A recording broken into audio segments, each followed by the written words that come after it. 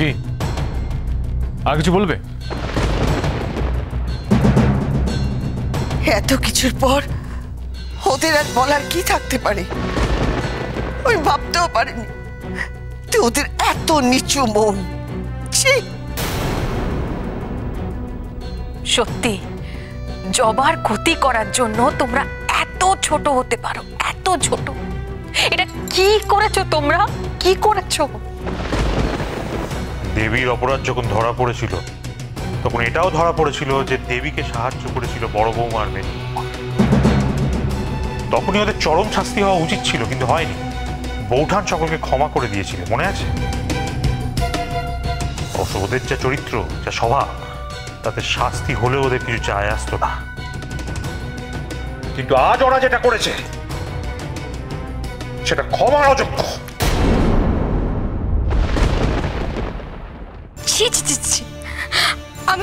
আমি ভাবতেও পারি না তোমরা তোমরা কিভাবে এটা করতে পারলে আমার বৌদি ভাইয়ের সাথে।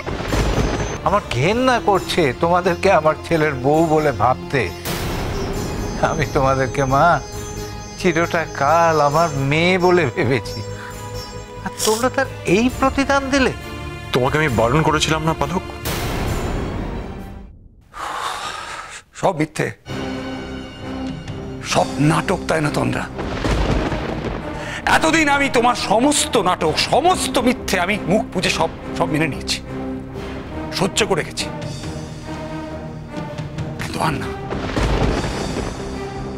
তুমি এই মুহূর্তে এই বাড়ি থেকে বেরিয়ে যাবে।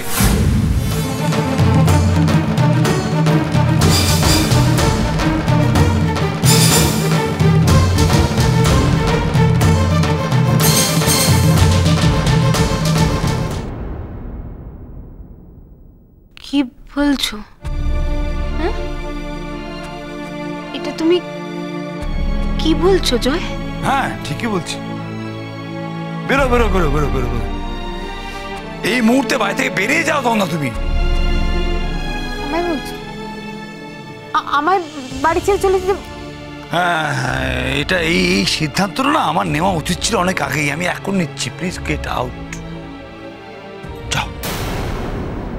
সাবাস জয়, সাবাস। এই তো আজ তুই যেটা করলি সেটা দেখে গর্বে আমার মুখটা ভরে যাচ্ছে বাবা, যে তোর শির দাঁড়াটা এখনো শক্ত আছে। নাহলে এতদিন তুই যেটা করতিস, নিজের বউয়ের ভুলটা দেখেও সেটা না দেখার ভান করতিস, সেটা তুই যদি আবার আজ করতিস তাহলে তাহলে আমি ধরে নিতাম যে মান আর হুঁশ দুটোই তোর গোল্লায় গেছে। অন্ধের মতো বিশ্বাস করতাম কাকা। শুধু আমি নই, জবা, আমাদের পুরো পরিবার সবার সঙ্গে বেইমানি করেছে।